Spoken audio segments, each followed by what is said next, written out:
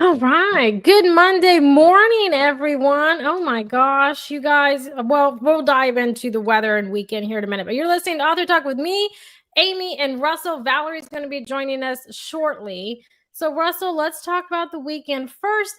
Russell, summer has hit Texas. It's going to be like 100 plus this week. Can you believe that? It's going to be No, hot because as it's hell. cold here. It's cold here. It's going to be hot as hell here in Texas. Summer has just has hit. It's I think we're going to hit like 98, 97. It's going to be just hot. So we're gearing up for the summer here. But okay, so the weekend, Russell, you just know I was actually down half of last week, the back half of last week. So I ended up getting strep in my family. No one else has it. No one else had it. We just talked Okay. about that last week and you bragged you hadn't. I know, and I knocked on wood, and the wood did me dirty, man. So, anyways, Oh, would. I ended up getting strep, and let me just tell you, Russell, because I've had it before, Yeah, and you've this had was it like terrible. 15 times. I know, but this was terrible. Like, I'm not even lying to you. I had to like pinch the sides of my throat to swallow. I could not swallow. And I woke up that way. I went to bed feeling fine. I woke up that way. I was so lethargic. I laid down in the shower. And then I finally just was like, screw it. So I drove myself to urgent care. Now I'm on medication. I'm feeling a lot better. I had to cancel everything on Thursday work related because I could not get off my couch. I mean, I crawled up the stairs to wake my kids up for school. I crawled to get in the car. I was terrible, you guys, and I'm not a sissy, and it was terrible. No. So I'm feeling better now. I'm on penicillin, which I've never taken in my life. So I'm Happy feeling Mother's Day. better. Yes, yes. Thank you. Happy late Mother's Day to all the mothers No, I mean out there. happy Eat Mother's so Day. Your much. present your present was strep. Happy Mother's I Day. know. I know. It was terrible. It was terrible. But my Mother's Day was good. I was feeling much better since then. So it worked out a little bit. But I will tell you, so Joshua had, I don't know, his first week or two working from home. We've gotten along, Russell. We haven't killed each other. But Mm, he is out of town today. So maybe that's good. a good thing. It He's out is. of town. I don't know how He's you're out going of to work in town. the same home over time together. It's Well, he's a dysfunction. room over. He's a room over. And I will tell you this because he doesn't listen to my show. I can tell you all these things that I don't have to tell him. So, but when we first moved into the new house, right, I bought this really big, like extra large, friggin' huge bean bag, right? So I was like, oh, the girls will love this. It'll fit in like the nook in the game room. They can both fit on it. Sky used to sleep on it, all this stuff. Well, then I was like, I don't know. When you're home all the time, you move stuff around. So I moved it downstairs and put it in the guest room for just a minute. I was trying to figure out what I was going to do with it. So then I put that thing in the corner and he has his desk facing the window. So he, feels like he's not at home, I guess. I don't know. But it's facing the window. And so the beanbag now is like when I go in his office to irritate the piss out of him, I just plop down on the beanbag. So I have a blanket and everything. So it's half my office now too, because I go in there just to stare at him and irritate him. So it's thoroughly enjoyable for me. I don't know if it is for him. For me, I'm thoroughly enjoying it. So it's been a fun time. But yeah, my weekend, I was sick as hell. So, but I have two chaotic, busy. It is graduation season, Russell. My brother in law is moving into his residency. So he, I guess, graduates. I don't know what you would do if finishing your medical section, moving into residency, if that's a graduation, but that is this weekend. And then Josh's sister graduates high school the following Saturday after that. So it's just chaotic. And then it's birthday season. Oh, hey, Rita. I love her. I love Rita. She's The getting so monster big. dog. She's getting so big, Russell. Oh, I love it. She's a good lap dog. Mm. Yes, she is. Uh, I think Val's trying to get on. Maybe. I don't see her Uh, yet. I think she may be afraid because we're about to start our margarita jokes for the week. Oh man, she should come up here because Margarita Festival, whatever it is taking place this Saturday up here in College Station.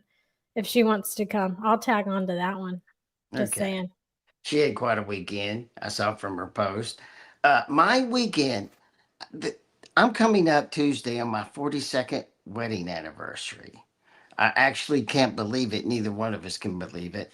But uh, during the first 15 years of my marriage or so, I was not that great of a husband. I did not remember dates, as you can imagine. And Yes. I'm not always a great gift giver. Okay. And I've had to pay for that. And so I spent the whole weekend making, and May is hell for me because you have Mother's Day, you have our wedding anniversary, which is on the 13th. We got married on Friday the 13th, by the way. Wow. I love Uh, that. uh, the Her birthday is that day. My son's birthday is that day. It's total hell for someone like me because it's clutter in my routine and what I'm doing. And there she is, Miss. Welcome. Just too many emails, I guess. It happens. It happens. Oh, how's Anyway, everybody? so I spent the whole weekend, even especially because she was away from all of her children and grandchildren, so it was kind of hard on her. Uh, I spent the whole weekend trying to make this as good a Mother's Day as I possibly could. Oh, And that was my Russell. project for the weekend, and that's what I spent my weekend doing. Oh, Russell, I love that. Look at you, you big softy. You big softy. I love Did it? it. Did it? And look at Rita there. I know. I love She's it. a big girl now. So I didn't have Yeah. anything wild or crazy other than uh, we spent time at the dog bar a lot. Yeah. Uh, and all weekend it was cold and rainy in Atlanta. So it Mm, was I think it was rainy in the Houston area too. Nope. So it was cold and rainy here. It was an inside thing, except for dog bar time. Not nice. anything exciting. Yeah, I don't think it was rain. It was rainy, I guess, earlier in the week. Like last weekend, it was rainy. And then College Station, I mean, we got like some random pop ups of rain, but that was it. But man, last weekend, I don't know, Valerie, how much you guys got. We got over 10.5 inches in 2 days Oh, here. we got a lot, but not that much. I know It was it was y'all on that crazy. west side. Man, we got hammered. There was like two tornadoes like in the county north of us. I mean, we got hammered. So Russell, maybe that's what you got cuz we got hammered. Oh, wait, Russell, I have to know this. Did you feel the earthquake from Tennessee? Cuz it said you could feel it in Atlanta. Did you feel it? No. No, Is, I didn't is that feel like it. a legit thing? Was I just lied to? Cuz sometimes you read It news was articles. legit, but it was just a quake. It was just a Uh, quake. You know, Just, when just a when you're out in quake. California, the whole time you're out there, there's quakes every day. You feel, it's just a I've thing. never been. I've never been. I haven't lived through an earthquake. I lived through Harvey, and I will say that is my claim to fame. There is I survived Harvey. And So Ike. And Ike. Weren't you here for Ike? You should have been here for no, Ike. Really? I wasn't. No, I was only there for Harvey, and then I was in like the biggest section that got rain. Yeah, it was just Yes, yes. And out there in Clear Lake, terrible, that was bad. terrible. So Anyways, Valerie, how many margaritas did you have this weekend? yeah, I only had one michelada, but you just because skipped that. I only had one. I like it. it was a michelada, not a margarita. So Mm, So what'd you do yeah, this because the weekend? restaurant was really cold, and I was like, I don't want anything frozen. It's just too no. But we had a yeah. great time. Just sipping some Trulies on the beach with our Topo Chico seltzers or so. Nice. And it was Valerie. hot in Houston, huh? Yeah. Oh no, actually, okay, so Friday I was invited to be the featured storyteller at That's the what I was trying TMC. to get you to talk about. Yes, yes. Valerie. All right. I got it. I got the photo to share, Valerie. You got to tell us all about this cool stuff that you're doing. Yeah, and the weather was it was great. So I was invited to be the featured storyteller at the Texas Medical Center Helix Park. It's a brand new opening park and it's super family friendly. And so they had free food. They had star pizza, sliders, and ice cream from a food truck. Just all these crafts and cool Nice. things. And then so lots and lots of families from people all who worked around there, and they just invited me to do story time and just hanging out with kids. And it was so great. It was so great. We were just sitting on the hill in the middle of the park reading. So I was really, really just honored to do that. They had reached out to me via email several months ago, in terms of like International Women's Month, and then something I don't know. Then they're like, "Hey, wait a minute, we have another event coming up, and we can do this." And so I was like, "Yeah, I can totally do that." And just we read two of the books, just because the kids they were all super involved, and then they had other things going on, lots of music and bubbles. Amy, total total kid fest. Yeah. And then we went to the beach. So and then the weather, it was not hot in Houston. It was not at all. But it was really great. So it was like the high was 82 at the beach, and it was Oh sunny. It yeah. was so great. It's like in May, you're thinking like, no way. And then we celebrated Mother's Day, went to the Texas Craft Festival, which was the 40th anniversary for that, and just went out to eat later. You go out Mother's Day eating and you wait an hour, or 45 minutes. It wasn't that bad. But by then you're starving, so you just eat everything in sight. But we also celebrated my our wedding anniversary, which was 34 years. So that was good. We had a double dip weekend. Oh my gosh, we got 42 years from Russell, 34 from Valerie. Oh my gosh, I'm not even going to tell you mine. Like, I can't compete with that. But I You will don't want to say, compete with that. no, I'm not trying to compete. I am, what is it? I'm striving to get there one day. Okay. Because Well, I'm on, how how is your what is it? parent? Your parents are Oh pretty man, I should know. I should know, to be honest. Why should They're you? I hardly know how old my kids are. Oh, Russell, just hard. it's maybe it's just a woman thing. I don't know. What up, Bjorn? No, I want my parents got married at 18, so I'm gonna say, Russell, they're probably been married as long or a little bit longer than you. You're at Wow. 42. My parents are probably close to between I don't 45. I don't Well, yeah, know. I They're think up you and there. Josh gotta be. Are you and Josh over 10? No, we've been together 11 years, but we've been married Mhm. 9 years next month. Yeah. I know. I know. No, I've known that man forever though. But no, I was gonna say, I feel like Houstonians, yes, Russell, I'm gonna get to you in just a minute. Houstonians, you guys are the most patient people because I would not be like, I had to wait 45 minutes for dinner, but that's not that long. I'm gonna be so pissed at 45 That was minutes. down at the beach. That was No. down at the beach. You have like so many restaurants and everybody's going out. So Yeah, no, And, I know. that is true about Houston. Uh, if you eat out a lot in Houston, you're used to waiting times and Mhm. reservations and valets. In the rest of the country, you get somewhere and they're like, "Well, it's going to be 30 minutes." You're like, well, "It's Houston. We'll go to the bars. We're used to that. No big deal, yes, right?" It's yes. a thing about Houston. You have to wait. But one of the great things about Houston that Wow. they don't have many other places is the valet services in Houston seem to be better than a lot of the cities I've been in. They're Really? more widespread. And another thing is the parking lots in the restaurants are a lot bigger, which is Hmm. uh, actually a fact because Houston requires larger parking lots in most places.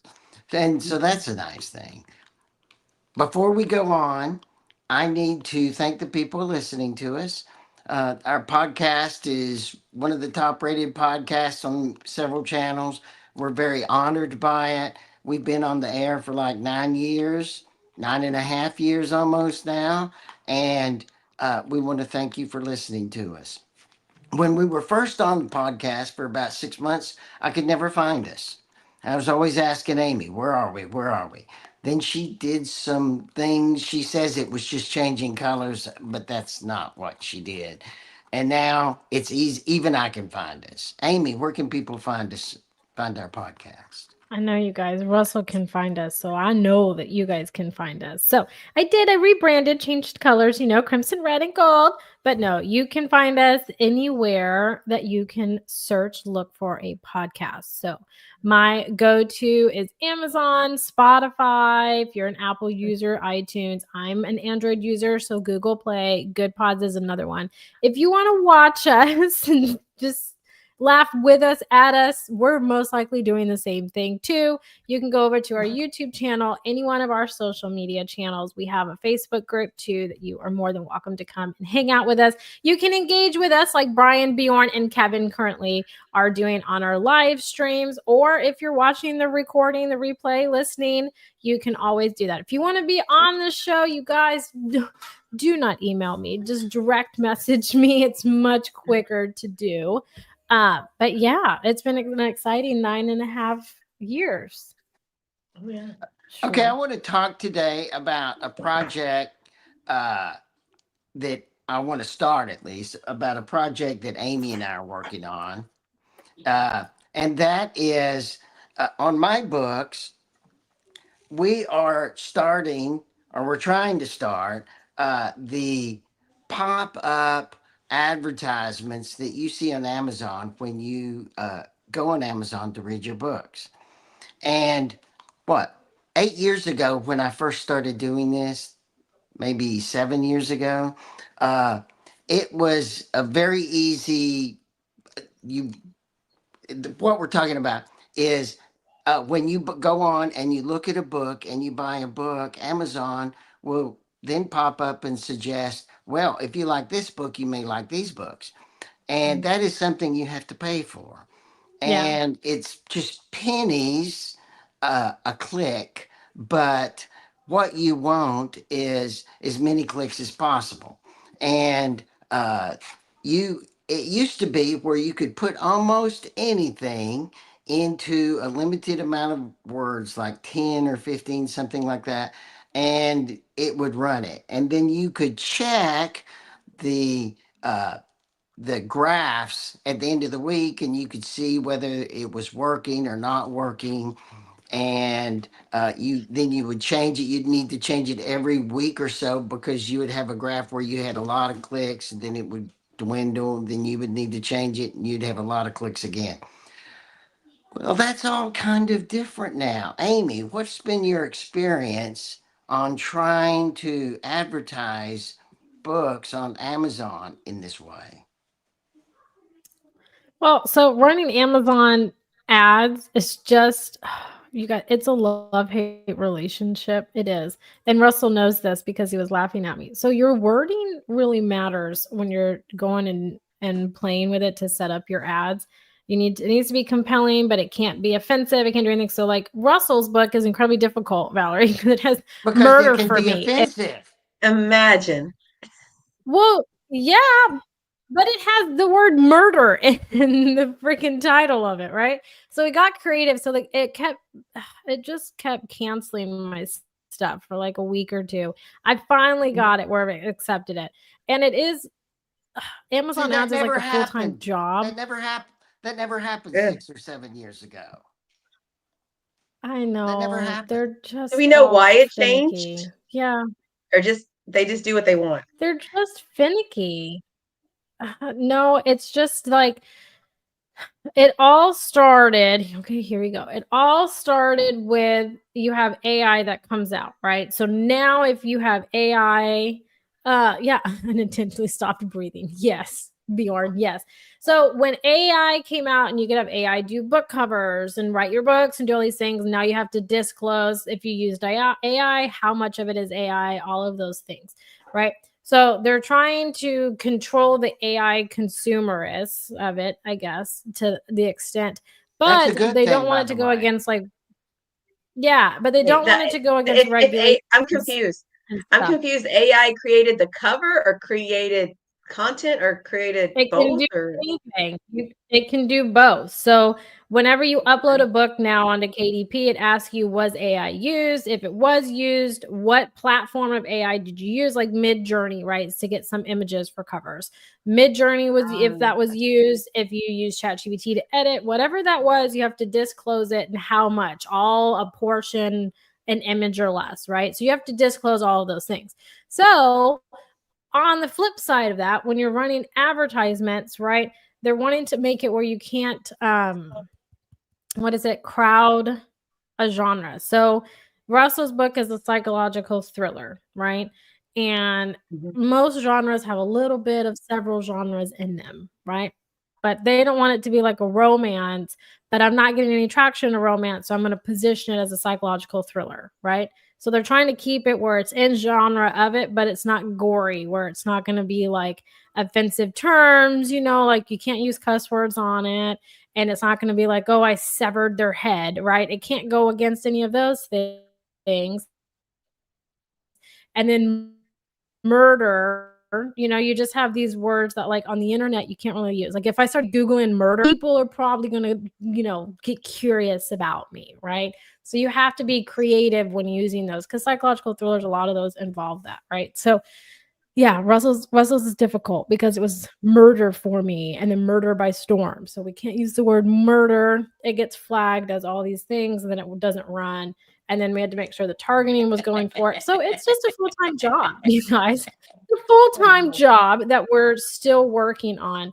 But it's changed a lot. Like if you go into the Amazon ads campaign thing, you don't necessarily get to pick like your keywords and stuff. You more are targeting if they're similar to the description, if it's similar to the books, like you give similarities like books that it compares to, and then it goes and pulls those. And so then it pulls the wording and stuff from that, from your description, from the small advertisement that we have. And then you can do a loose fit, a dead on fit, loose matches to it, and then you switch your bid and how much you're bidding per day, per click, whatever, for matches that kind of fit categorized. And then once that level of numbers kind of level out, then you can turn off a loose match or exact match if you're not getting good traction in that. So it's a full-time job that we're all navigating in this wonderful world of Amazon ads that is just changing. And Russell threw me for a real spinner because it's a book about murder and we can't use the word murder. So what we did is a light bulb finally went off after they kept denying my wonderful ad copy that I had written. I'm not bitter about it at all, you guys. But what we did is we did the comparison. So when Russell got his Publisher's Weekly review, they compared his book to Gone Girl. So then we used the comparison of being compared to Gone Girl and writing the edge of, what she had created in that book. And so that got accepted. And so we're riding that wave of that comparison in the meantime until we switch up the wording. And I am just a little bitter because it took me so long to get the damn wording right for them to approve it that I don't want to change it yet, but I need to.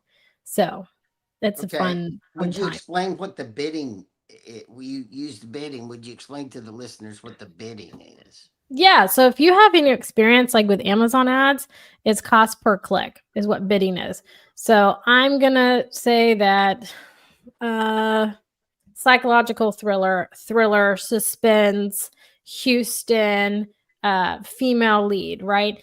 I'm going to put a set value amount for how much I'm willing to pay for that phrase or word, right? So psychological thriller is probably going to cost a lot more because people are going to be searching for that. So it's highly competitive.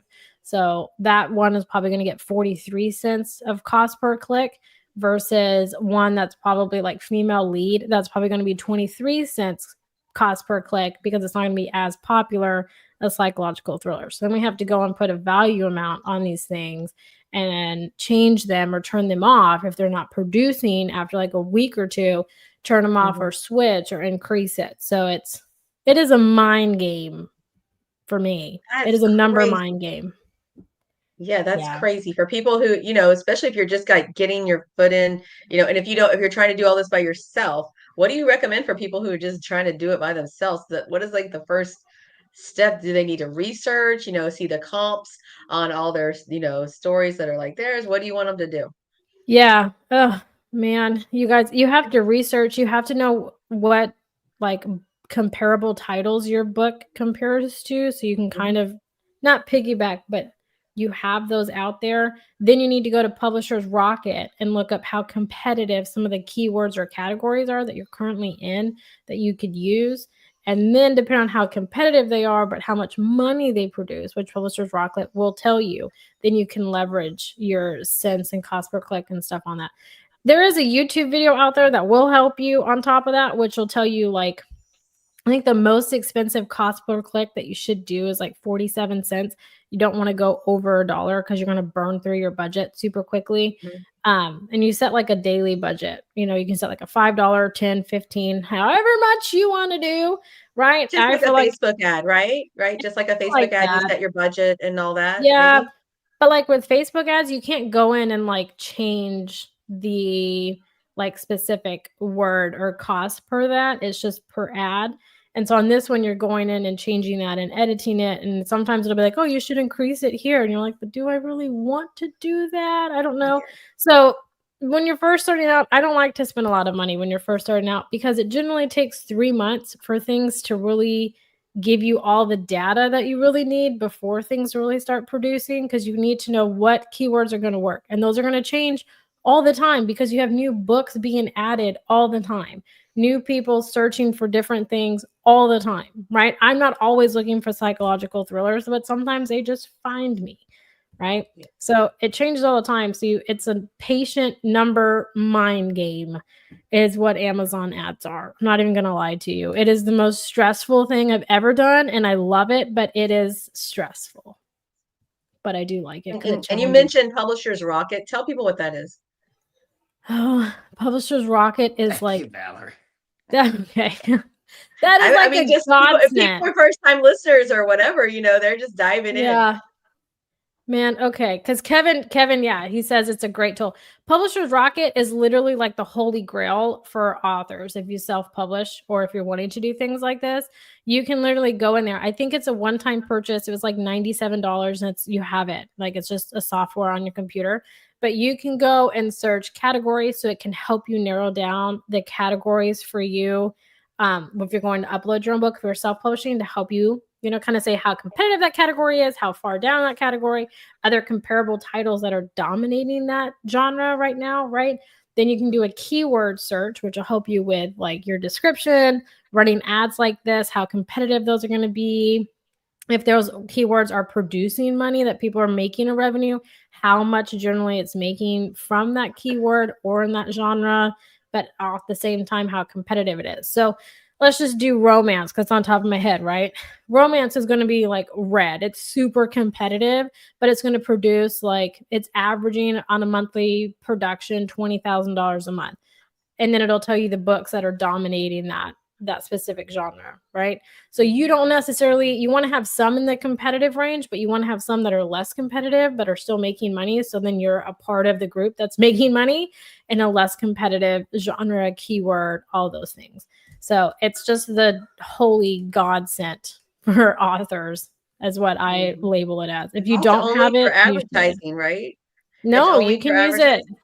No, you can use it for category selection on what Mhm. categories to put your book in. So that way, because you always want to narrow it down, right? So if we only put you in psychological thrillers and we didn't narrow it down to, you know, crazy woman led Houston, all these things, we don't narrow it down, then you're just competing with hundreds of thousands of other psychological thrillers that are dominated because you got Gone Girl who has a movie, all those, right? So you're never going to make any traction. So it'll help you narrow down within psychological thrillers what subgenres you should be in. That's going to help you gain traction.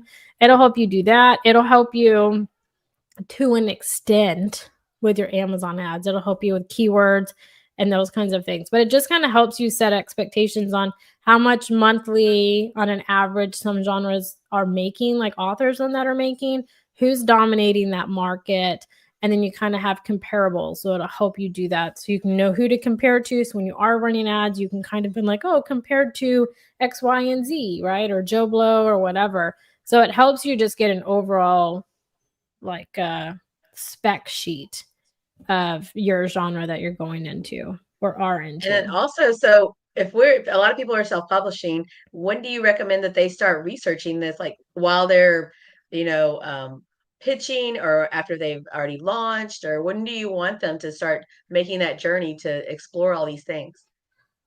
No, I mean, you should do it before you even start doing like self-publishing it. So, like, if you're going to self-publish a book and you wrote a book in whatever genre that you think it is, right? Like Bjorn wrote a book that's historical fantasy, right? And so you can go and look up other books that are like Norse, Viking, historical, and fantasy. Find the ones that are going to fit both for you. And then you know kind of the genres and subgenres to go into when you're ready to upload.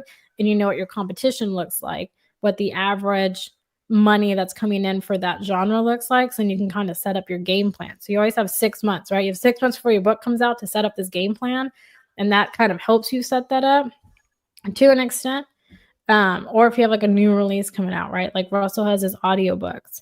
So with audiobooks, and we can capitalize on Amazon ads to feed into sales, which will feed into audiobook sales, right? Because ebooks and audiobook are what's super popular right now, on top of, you know, going and having promotions on his ebook. So we have one feeding the other while running promotions on his audiobook. So because Amazon ads is definitely a marathon. It is not a sprint, which I say all the time, but I truly mean it on this one, you guys. It is full on a marathon, and I'm not a marathon runner, and it's definitely, yeah. So it sounds like really challenging, especially if somebody is new. I guess just like you were saying, just research and YouTube and just try to build your knowledge the best you can be before you start diving in, or just hire you, right? Yeah, I mean, yeah. Publisher's Rocket is my best friend. I'm not even going to lie to you. It is my best friend. It helps set you up for a lot of stuff. But I mean, yeah, there's YouTube videos on how to watch it. There's Kindlepreneur on YouTube that'll help you. He uses Publisher's Rocket all the time. And so he shows you how to use it, where all to go for it and everything. And then Kevin Hall is saying that Publisher's Rocket is $199, but then you get $30 off too. So whatever that comes out to, math is not my strong suit, you guys. But yeah, Publisher's Rocket is literally the holy grail for authors, self-published authors.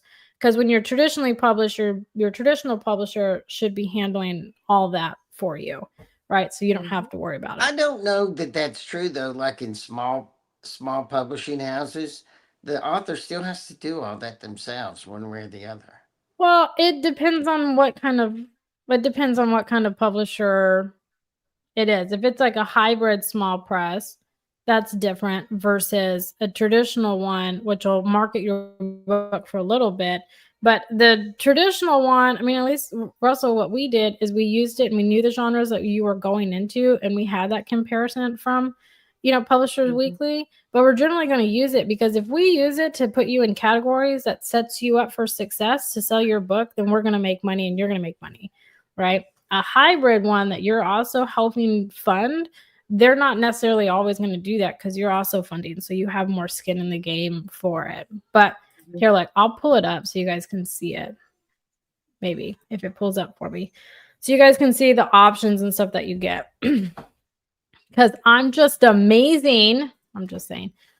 Okay, so this is what Publisher's Rocket looks like. So it's just like a software that downloads, but you can do a keyword search, your competition analysis, right? Category search, Amazon ads. So it helps you do that. And then if you're trying to look up, like reverse look up a book, then it'll help you do that. So if we did like a keyword search, hold on, I clicked on your screen instead of mine. All right, let's just do thriller. See, so it'll pull it all up, and then we can do thriller books, and then we'll search it. So estimated Amazon searches a month is 36,920. You have a medium competitive score of 64 with an average monthly earning of almost $65,000. So right? what Number of what do competitors those is less numbers than that. mean? What do those numbers mean? Okay, so thriller books. If you have a keyword that's thriller books, the average page of that's 362 pages, right? The number of people using that keyword is less than 1,000, right? So it's not super competitive. The average price of that book is going to be about $10. This is probably, I'm going to say, the ebook, right? The average monthly earnings for this keyword on people's ads within their books, their description, whatever, collectively is about $64,467. The searches, so how many people are searching for that a month, is almost 37,000 people are searching thriller books, right? Mm-hmm. And then your competitive score is how many people are actually using it. So it's moderate, so you could use it at only 64, because like I said, it's less than 1,000 actual competitors. So less than 1,000 books actually have that in their description and those kinds of things, with the average page of the book being about 300 to 60 pages, right? So that's what this does. So then if we just do thriller by itself, look at how competitive that is. 96, that thing is red, okay? It's just insane. But your average searches for thriller is only 13.5. It's much less than thriller books, which is, like I said, almost 37,000 people looking for it. And it makes a less average monthly earning of 56 compared to 65. So highly competitive. So this isn't one that we would use. We would use thriller books. And then let's go down to psychological thriller books. That's more on par with thriller books, right? Less than 1,000, making about 60,000, 41,000 people are searching for it a month. So that's what this does. That's how it'll help you pick out different keywords and things to put within your description, on your back matter, if you have these in your reviews, if we're running ads and we want to use this phrase, this is what we would look at here. And these are just different ways to do it. Like competition, we did thriller. What if you did romance? Oh, yeah. What would those numbers look like? So like, okay, so for thriller, see right here, like these are people that dominate the market, right? This is how competitive. So then if we did a new search and we did romance, if I can spell.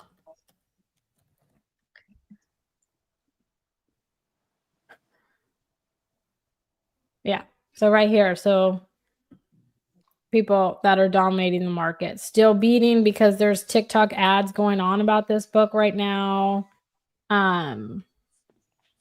Right here, every summer after has TikTok ads going, but then it tells you monthly sales for these books. And then if we went to keyword and did romance,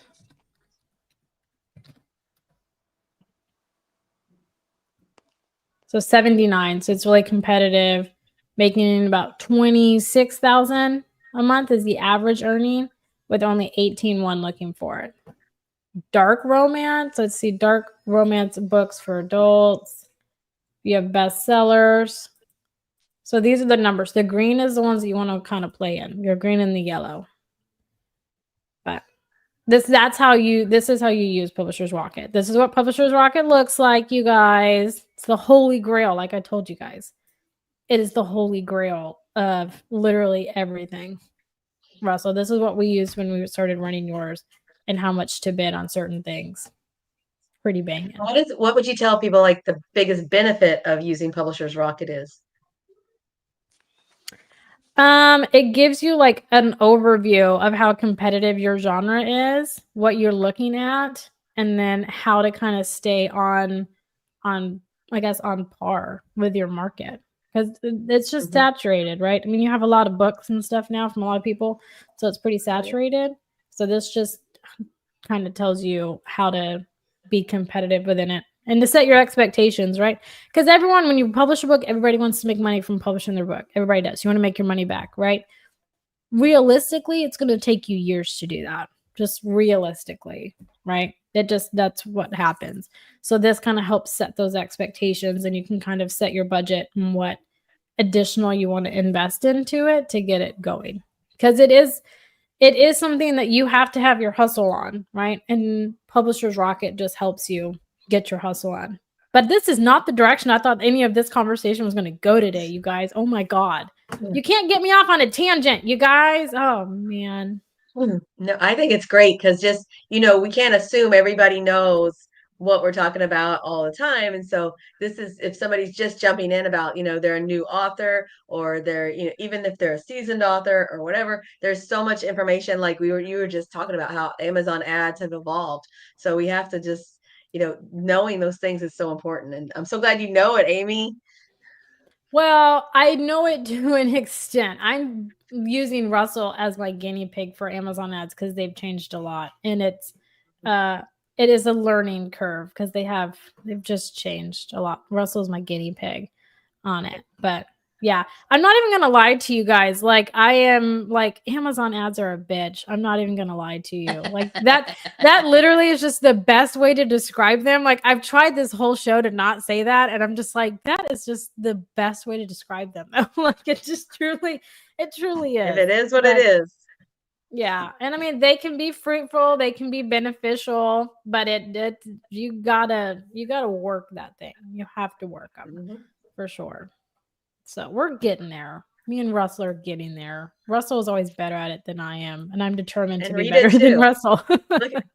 Look at Rita's so supportive. I know. She has this thing about she likes this show. She likes to watch the show. She likes the movement and the color.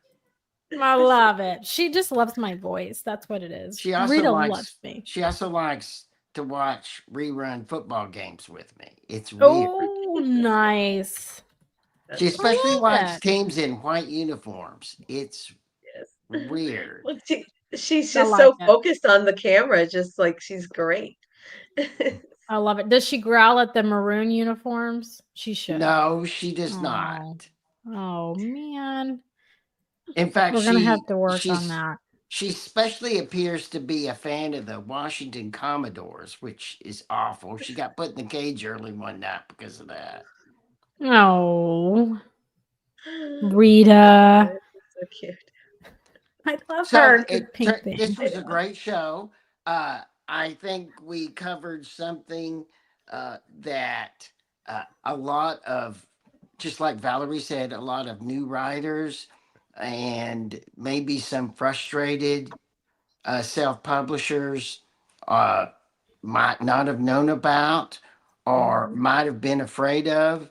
They need to dip their toe in it because it's important if you want to build your book purchases, right? Yeah, I'm telling you that. And then okay, so I have to wrap up because Russell will get on to me, but I am going to make this really, really quick. I know. Yeah. Okay. Don't fall victim to feeling like you have to be on TikTok to sell your book. TikTok only Okay, we're going to argue about that later. No, TikTok is only great for 2 genres, Russell. You shut your mouth. It's only great for 2 genres. And so if you're not a romance or like action adventure, maybe psychological thriller, there's no need in being on it. You just made my head pop. I'm sorry. And it's fed to like mass pirating of books right now, you guys. I've had more pirated books since TikTok started than I had before. It's fed to that. So you don't fall victim into that. You can still sell books. It's just going to look a little bit different. Okay. So don't feel like you have to go and do those things and spend all these monies on these book talk influencers that you're not going to make back. I've said what I said and I stand by it. So don't feel like you have to do that. You don't have to. It's just going to be a marathon, not a sprint. So. Okay. We need a show in the future on TikTok book influencers. I get so much feedback about that. I think we need to have a show about it. It would be a really fun, heated conversation. Right. I don't know anything really about it. I just get all this yakking at me about it. Well, even like this topic, there's more things to explore that authors need to know. Right. But yeah, well, it's an ever-changing market, right? TikTok changed the game, and just AI changed the game, and self-publishing. So it's just an ever-changing market. You have a lot of things shifting in the writer community at the moment. So it's a fun time, you guys. It's a fun time. It's a good time to be a writer, fun time to do advertisements for it. don't let it deter you. But it is going to be, you have to want it. You have to want it and invest in yourself for it. But again, this was not the direction I thought this show was going to go, you guys. So thanks for letting me go off on my tangent here. Hey, fun me. times. Yeah. But oh my gosh, you guys, we're halfway through May. But if you're in Texas, I hope you guys stay cool this week. If not, go get an inflatable pool if you don't have a pool to stay cool. Okay, because it's going to be hot as hell. But bye, Rita. Go take your nap, girl. But you guys, until next time, we hope you all have a fantastic Monday, a great rest of your week. Go and check out Publishers Rocket. And until next week, bye for now, everybody.